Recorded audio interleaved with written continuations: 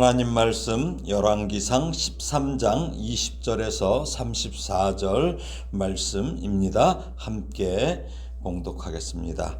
그들이 상 앞에 앉아 있을 때에 여호와의 말씀이 그 사람을 데려온 선지자에게 임하니 그가 유다에서부터 온 하나님의 사람을 향하여 외쳐 이르되 여호와의 말씀이 네가 여호와의 말씀을 어기며 네 하나님 여호와께서 네게 내리신 명령을 지키지 아니하고 돌아와서 여호와가 너더러 떡도 먹지 말고 물도 마시지 말라 하신 곳에서 떡을 먹고 물을 마셨으니 네 시체가 네 조상들의 묘실에 들어가지 못하리라 하셨느니라 하니라.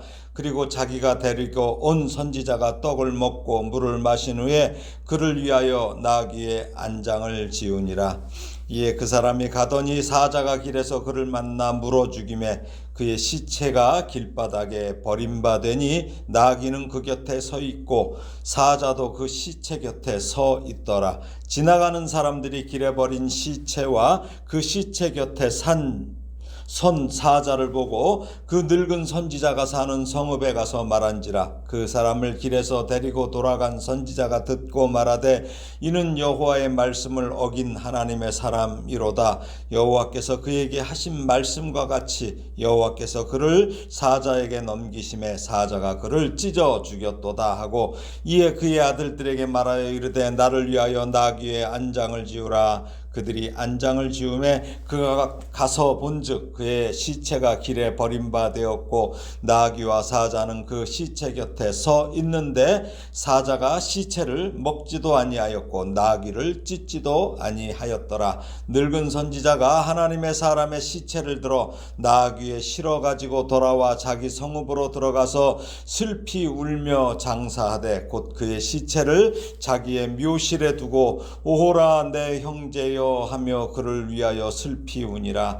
그 사람을 장사한 후에 그가 그 아들들에게 말하여 이르되 내가 죽거든 하나님의 사람을 장사한 묘실에 나를 장사하되 내 뼈를 그의 뼈 곁에 두라.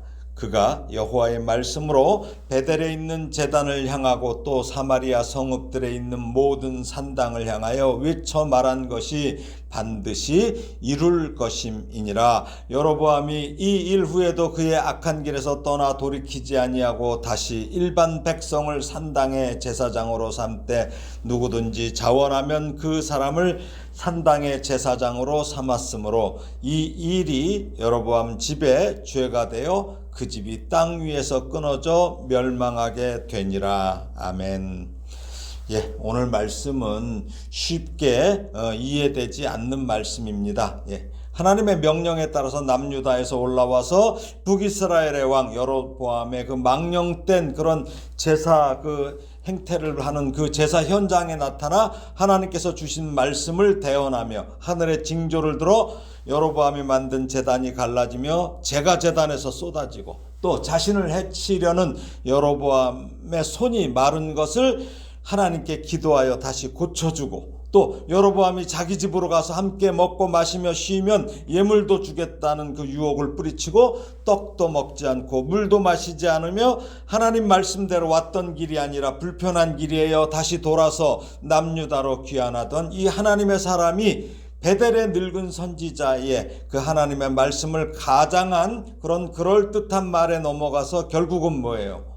하나님의 명령을 끝까지 지키지 못했어요. 그래서 비극적인 최후를 맞고 있습니다. 이상하죠? 하나님의 말씀을 지속적으로 어기며 여전히 죄악 가운데 머무르며 부정적인 그 막강한 영향력을 행사하는 이 여로보암을 먼저 데려가셔야지. 이 인간은 아직 살려두시면서 하나님의 명령을 다 전하고 내려가던 하나님의 사람은 단 한 번 저지른 잘못에 대해 끔찍하게 처벌하시는 하나님을 우리는 이해하지 못할 수 있습니다. 그러나 우리가 놓치지 말아야 할 것은 그가 하나님의 말씀을 어겼다는 것, 아니 명령을 어겼다는 것입니다. 하나님의 명령을 어겼을 때 그 심판을 유예하시거나 즉각적으로 심판하시는 결정권은 누구에게 있어요? 하나님께 있습니다. 그러니까 우리의 생각이 아니라 하나님께서 이렇게 끔찍한 심판을 그것도 즉각적으로 하시고 그것을 이렇게 기록하게 하신 것은 하나님의 지혜와 주권의 엄중함을 그 주변 사람들이나 또 우리 후대 지금까지도 그 교훈하시기 위함입니다. 오늘 본문은 두 부분으로 나눌 수 있어요. 첫째는 하나님의 사람에게 임한 하나님의 심판, 그리고 둘째는 여로보암의 죄와 그 왕조의 멸망의 선언입니다. 먼저 남유다에서 올라온 하나님의 사람에게 임한 하나님의 심판을 살펴보겠습니다. 20절에서 32절이에요. 함께 읽겠습니다. 그들이 상 앞에 앉아 있을 때에 여호와의 말씀이 그 사람을 데려온 선지자에게 임하니 그가 유다에서부터 온 하나님의 사람을 향하여 외쳐 이르되 여호와의 말씀에 네가 여호와의 말씀을 어기며 네 하나님 여호와께서 네게 내리신 명령을 지키지 아니하고 돌아와서 여호와가 너더러 떡도 먹지 말고 물도 마시지 말라 하신 곳에서 떡을 먹고 물을 마셨으니 네 시체가 네 조상들의 묘실에 들어가지 못하리라 하셨느니라 아니라. 그리고 자기가 데리고 온 선지자가 떡을 먹고 물을 마신 후에 그를 위하여 나귀의 안장을 지으니라. 이에 그 사람이 가더니 사자가 길에서 그를 만나 물어 죽임에 그의 시체가 길에 버림받으니 나귀는 그 곁에 서 있고 사자도 그 시체 곁에 서 있더라. 지나가는 사람들이 길에 버린 시체와 그 시체 곁에 선 사자를 보고 그 늙은 선지자가 사는 성읍에 가서 말한지라. 그 사람을 길에서 데리고 돌아간 선지자가 듣고 말하되 이는 여호와의 말씀을 어긴 하나님의 사람이로다. 여호와께서 그에게 하신 말씀과 같이 여호와께서 그를 사자에게 넘기심에 사자가 그를 찢어 죽였도다 하고 이에 그의 아들들에게 말하여 이르되 나를 위하여 나귀의 안장을 지으라. 그들이 안장을 지으매 그가 가서 본즉 그의 시체가 길에 버림받았고 나귀와 사자는 그 시체 곁에 서 있는데 사자가 시체를 먹지도 아니하였고 나귀를 찢지도 아니하였더라. 늙은 선지자가 하나님의 사람의 시체를 들어 나귀에 실어 가지고 돌아와 자기 성읍으로 들어가서 슬피 울며 장사하되 곧 그의 시체를 자기의 묘실에 두고 오라 내 형제여 하며 그를 위하여 슬피 우니라. 그 사람을 장사한 후에 그가 그 아들들에게 말하여 이르되 내가 죽거든 하나님의 사람을 장사한 묘실에 나를 장사하되 내 뼈를 그의 뼈 곁에 두라. 그가 여호와의 말씀으로 베델에 있는 제단을 향하고 또 사마리아와 사마리아 성읍들에 있는 모든 산당을 향하여 외쳐 말한 것이 반드시 이룰 것임이니라. 오늘 보면은 남쪽 유다에서 올라온 이 하나님의 사람에게 어때 하필이면 식사하는 도중에 하나님의 말씀이 임하십니다. 아마 그런 거죠. 너 지금 밥이 넘어가냐? 너 떡이 넘어가냐? 이럴 수도 있어요. 근데 저는 이 부분에서 이 하나님의 사람의 영적 해이를 볼 수 있어요. 하나님께서 분명히 떡도 먹지 말고 물도 마시지 말며 왔던 길로 되돌아가지 말고 다른 길로 돌아가라는 말씀을 재차 상기시키는데도 그는 떡을 먹고 물을 마시며 식사를 지금 하고 있어요. 지금요. 참 이게 이해가 가지 않죠. 아무튼 그는 매우 허기졌었나 봐요. 허기졌겠죠. 그런데 안타깝게도 그것이 그의 마지막 식사가 되고 말았습니다. 여기서 많은 논란의 장면이 나와요. 이 하나님의 사람은 베델의 늙은 선지자에게 속았어요. 그래서 그의 집에서 지금 식사를 하고 있을 때 하나님의 말씀이 다른 사람이 아니라 늙은 선지자에게 임했다는 거예요. 하나님의 사람을 속인 자에게 어떻게 하나님의 말씀을 전달할 수 있도록 이렇게 할 수 있는지 우리가 이해가 되지 않는 부분이에요. 하나님께서는 하나님을 배신한 르호보암에게 북이스라엘과 여로보암의 배신을 통해서 말씀하셨죠. 또 여로보암에게 징계를 선포했던 자가 지금은 뭐예요? 도리어 징계를 선포받게 되는 일을 하나님의 말씀에 순종하지 않는 늙은 선지자의 입을 통해서 또 하나님의 말씀에 순종치 않는 하나님의 사람을 정죄시키고 있는 거예요. 잘 요 그림을 한번 생각해 보세요. 이 늙은 선지자의 사악함은 분명 하나님께는 아주 이거 별로 마음에 안 들죠. 혐오스러운 거지요. 그렇지만 하나님께서는 이 불순종한 하나님의 사람에게 심판을 선언하는 도구로 그를 사용하신다는 거예요. 예. 즉 하나님께서는 늙은 선지자의 인격보다, 인격이 중요한 게 아니에요. 그의 선지자의 직분을 보셨기 때문에 늙은 선지자의 이 사악함으로 인해서 그의 혀가 성령의 도구가 되지 못하는 것은 아니다. 이렇게 짱깔병은 얘기하고 있어요. 예, 주석하고 있어요. 예. 이처럼 하나님께서는 이 사악한 사역자들에게 그들의 직무를 사용하시어 심판의 말씀을 선언하게 하시는 게 있어요. 민수기 23장에 보면 누가 나와요? 예. 예? 발람의 입을 통해서 발락에게 전하신 것이죠. 예. 또 이게 발람이 뭐예요? 이게 아주 안 좋은 선지자잖아요. 그렇죠? 근데도 그렇게 전하게 하셔요. 또 대제사장 가야바 나오죠. 우리 예수님. 예. 요한복음 11장 51절에 보면은 이렇게 말해요. 이 사람이 한 사람이 백성을 위하여 죽어서 온 민족이 망하지 않게 되는 것이 너희에게 유익한 줄을 생각하지 않는다. 이렇게 예수님에 대해서 자기 의지가 아닌 말을 지금 하고 있어요. 이건 누가 하게 해요? 하나님이 하시는 거예요. 그래서 우리는 이런 걸 볼 수 있어요. 그러므로 이런 일들은 우리의 생각으로 알 수 없는 하나님의 말씀의 그 엄중하심과 그 말씀의 주권을 확실히 드러내시려는 하나님의 의도임을 우리는 기억해야 됩니다. 이 단 한 번의 불순종이지만 하나님은 뭐라고 그래요? 늙은 선지자의 입을 통해서 네 시체가 네 조상들의 묘실에 들어가지 못하리라. 말씀하시죠. 이것은 뭐예요? 하나님의 사람의 불순종이 얼마나 비극적인지를 경고하는 효과를 갖게 합니다. 한편 여기 뭐예요? 조상들의 묘실에 들어가지 못한다는 것은 뭐예요? 가족의 무덤에 묻히지 못한다는 얘기예요. 객사했다는 거예요. 객사를 의미하는 거예요. 예.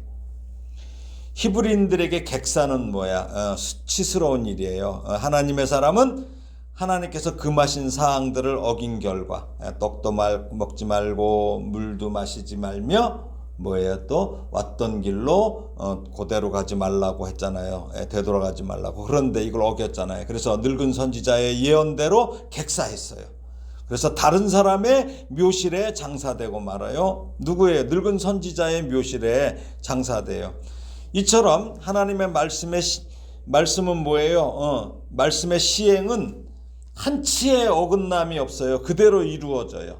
특히 남유다에서 올라왔던 하나님의 사람에게는 하나님의 심판의 말씀을 하셨는데 그것이 즉시 시행되는 것을 보게 됩니다. 그러니까 우리가 착각하지 말아요. 좀 더 오래 살아봐야 뭐예요? 악인이 더 오래 살아봐야 그 비극이에요. 예. 그러니까 하나님의 심판이 좀 늦춰진다, 빠르다, 이걸 갖고 우리가 생각하면 안 되고 하나님의 심판은 확실히 이루어진다. 하나님의 말씀은 확실히 이루어진다. 이것을 여러분이 기억하셔야 됩니다. 길에서 사자가 뭐예요? 유다에서 올라온 하나님의 사람을 물어 죽여요. 근데 이상하게도 이 사자는 시체 옆에 서 있기만 해요. 또 그 시체나 그 곁에 나귀도 건들지 않아요. 그러니까 사자가 배고프지 않았다는 거예요. 그리고 보통 사자는 굶주리지 않으면 사람을 공격하는 일이 드물어요. 이 동물은. 근데 하나님의 사람을 공격한 사자는 뭐예요? 그 사람을 죽여만 놓고 시체를 먹지 않았다는 것은 뭐예요? 다니엘서에 나오는 것처럼 사자의 입을 봉하신 거죠. 하나님이. 그래서 하나님의 사람의 시체를 삼키지 못하게 하신 거예요. 그리고 이거를 어떻게 돼요? 늙은 선지자의 묘실에 이렇게 옮기게 하죠. 예, 거기다 매장하게 해요. 더욱 놀라운 것은 뭐예요? 이 나귀조차 달아나지 않아. 아니 사자가 옆에 있는데 나귀가 달아나지 않고 그 자리에 머물러 서 있고 사자도 또 그 자리에 그대로 서 있었다는 것은 뭐예요? 이게 우리가 납득할 수가 없어요. 상식적이지 않은 이런 요소들이 뭐예요? 이 사건에 담긴 어떤 초자연적인 목적, 하나님의 목적과 교훈을 생각하게 하는데 이것은 뭐예요? 그의 육신은 죽었으나 심판 가운데서도 자비를 잊지 않으시고 영혼의 구원에 대한 가시적인 증거를 하나님이 나타내시는 거예요. 우리는 이렇게 생각해요. 하나님의 사람이 이렇게 해서 죽었으면 이 사람 지옥 갔다 뭐 이런 소리를 해요. 그렇지 않아요. 예. 심판을 책망을 받아서 죽었을지언정 그렇지 않다는 거예요. 이거 우리 함부로 잘못 생각하면 큰일 납니다. 이스라엘의 지도자 모세 어때요? 하나님의 영광을 드러내지 않은 죄로 인해서 40년 동안이나 불순종하는 그 이스라엘 백성들을 이끌고 광야에서 갖은 고생을 다 하잖아요. 육체적 고생과 마음 고생이 극도에 달해. 그래갖고 단 한 번 어때요? 반석에게 명하여 물을 내라는 하나님의 명령에 불순종한 건가? 아니면 갑자기 흥분해서 그랬는지. 반석을 2번 두드리잖아요. 그 일로 인해서 모세는 약속의 땅 가나안에 들여보내지 않으셔요. 가나안 땅 목전에서 모세를 죽게 하신 것을 여러분 기억하실 것입니다. 그러면 모세가 지옥에 갔어요? 가나안에 못 들어갔으니까? 아니에요. 이건 무슨 말씀이냐면 이처럼 하나님의 말씀은 반드시 이루어진다는 것, 이걸 교훈하시기 위해. 그러니까 너 가나안에 못 들어간다. 하나님 말씀하셨기 때문에 못 들어가는 거예요. 지나가던 사람들이 이제 하나님의 사람이 죽은 사실을 베델 사람들에게 알리고 늙은 선지자는 이 소식을 듣고 26절에 이렇게 말해요. 이는 여호와의 말씀을 어긴 하나님의 사람이로다. 여호와께서 그에게 하신 말씀과 같이 여호와께서 그를 사자에게 넘기심에 사자가 그를 찢어 죽였도다. 무슨 말이에요? 자기가 자기 집으로 데려가서 하나님 말씀을 어기게 하고 그리고 죽었는데 이러고 있어요. 그럼 이게 누가 말하게 하는 거예요? 하나님이 말하게 하시는 거예요. 이 늙은 선지자는 이 말하고 싶지 않을 거예요. 근데 하나님이 말하게 하신다는 거예요. 그래서 급히 현장으로 간 늙은 선지자는 사자가 시체도 나귀도 먹지 않고 옆에 서 있는 것을 보고 이것이 하나님의 심판임을 다시 한번 확인하면서 근데 그래도 이 사람이 놀라워요. 시체 만지면 어떻게 돼요? 우리 그 사마리아, 그 선한 사마리아 예수님 비유할 때 도망가잖아요, 다. 근데 부정하잖아요. 근데 부정한 시체임에도 피하지 않고 시체를 나귀에 싣고 돌아와요. 그래서 자기 마을로 가지고 와서 슬피 울며 장사를 지내는 곳에서 늙은 선지자가 변하는 것을 우리가 알 수 있죠. 우리 늙은 선지자가 변했어요. 그 변화를 우리가 찾아볼 수 있어요. 그는 죽은 하나님의 사람을 뭐라 그래? 내 형제라고 말해요. 그래서 그를 위해 슬피 울어요. 그리고 자신의 아들들에게 본인이 죽거든 죽은 하나님의 사람을 장사한 묘지에 자기 또한 같이 옆에 묻어달라고 하면서 자기의 뼈를 하나님의 사람의 뼈 곁에 두라고 말해요. 죽은 자 곁에 자신의 뼈를 묻어달라는 것은 존경의 표시예요. 존경의 표시예요. 자, 열왕기하를 한번 볼까요? 제가 왜 좀 아까 그 말씀을 드렸는지. 자, 열왕기하 23장 17절 18절이에요. 열왕기하 23장. 자, 17절 18절 한번 같이 읽겠습니다.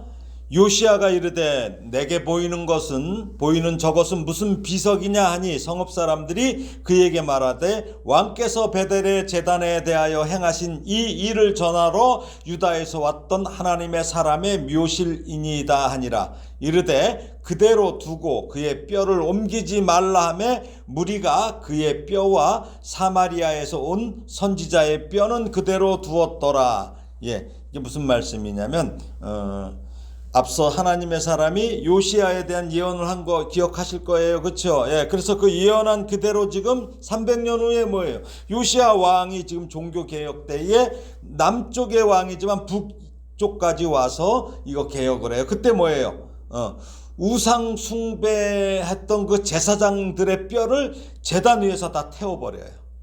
그런데 지금 하나님의 사람의 뼈와 늙은 선지자의 뼈는 그대로 보존됐다는 기록이에요, 이게. 그러니까 무슨 말씀이에요? 여기 32절이 13장의 주제예요. 열왕기상 13장 전체 주제예요. 그동안 여로보암의 종교 정책에 침묵하던 이 늙은 제사장의 입을 통해서 하나님은 재차 여로보암의 심판을 말하게 하시는 거예요. 또 심판 말씀하셔요. 예.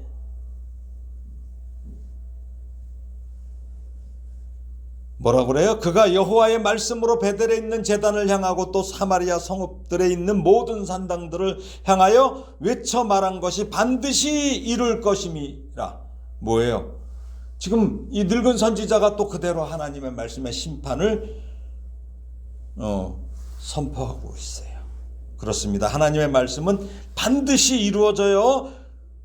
근데 우리가 베드로후서 3장 9절 말씀 기억하실 거예요. 주의 약속은 어떤 이들이 더디다고 생각하는 것 같이 더딘 것이 아니라 오직 주께서는 너희를 대하여 오래 참으사 아무도 멸망하지 아니하고 다 회개하기에 이르기를 원하시느니라. 예, 왜 그래요? 하나님의 자비하심이에요. 회개하라 이거예요. 아직 기회 있어요. 여러분들 언제까지 기회 있다고 그랬어요? 생명 있을 동안에. 생명 있을 동안에 우리가 회개 기회입니다. 이걸 기억하시기 바랍니다. 예, 오늘 본문 33절 34절을 읽겠습니다. 예, 시작. 여로보암이 이 일 후에도 그의 악한 길에서 떠나 돌이키지 아니하고 다시 일반 백성을 산당의 제사장으로 삼되 누구든지 자원하면 그 사람을 산당의 제사장으로 삼았으므로 이 일이 여로보암 집의 죄가 되어 그 집이 땅 위에서 끊어져 멸망하게 되니라. 아멘. 예, 33절은 뭐라고 그래요? 처음에 시작이 이 일 후에도 이렇게 나오죠. 이게 어떤 일 후에요? 하나님의 사람도 그렇게 죽은 사건을 알게 된 후에도 이 말이에요. 하나님의 사람이 자기한테 그렇게 선포하고 가다가 한 번 어겼다고 해서 그 죽었어. 그 사건을 알 거 아니에요. 그런데도 여로보암은 여전히 회개하지 않고 어떤 짓을 해요? 누구든지 자원하기만 하면 무자격 제사장들을 자기 마음대로 세운 일. 예. 이 일이 바로 그에게 죄가 돼요. 예. 하나님의 말씀을 어겼기 때문에. 그래서 그 집이 땅에서 끊어지게 됨을 지금 성경은 고발하고 있습니다. 열왕기서 저자가 고발하고 있어요. 참 그래요. 그렇게 쭉 보고 경험해도 이처럼 악인의 회개는 어렵습니다. 말씀을 정리합니다. 하나님은 여로보암이 아니라 유다에서 올라온 하나님의 사람을 먼저 심판하셨습니다. 그리고 그 사람의 심판을 통하여 늙은 선지자가 회개하여 여로보암에 대해 하나님의 심판을 선언하게 하심으로 그에게 기회를 주신 것을 우리는 볼 수 있어요. 그러니까 늙은 선지자가 기회를 받았어요. 그 다음부터 뭐예요? 정신 차리고 했다는 거죠. 이렇게 회개하는 사람이 있는가 하면 그럼에도 여로보암처럼 여전히 죄악 가운데 머물러 있는 자가 있음을 열왕기서 저자는 경고하고 있습니다. 유다에서 올라온 하나님의 사람의 단 한 번의 불순종으로 임한 심판이 반드시 이루어진 것처럼 하나님의 말씀, 구원의 약속도 확실하게 이루어질 것입니다. 하나님의 말씀 모두 이루어질 거예요. 단 한 번의 불순종도 우리는 그래서 회개해야 돼요. 그래서 어때요? 깨어있는 순도 100%가 돼야 돼요. 예. 하나님은 순도 100%를 원하셔요. 예. 그래서 이 순도 100%에 도전하는 아주 멋진 성도가 되기를 예수님의 이름으로 축원합니다. 아멘.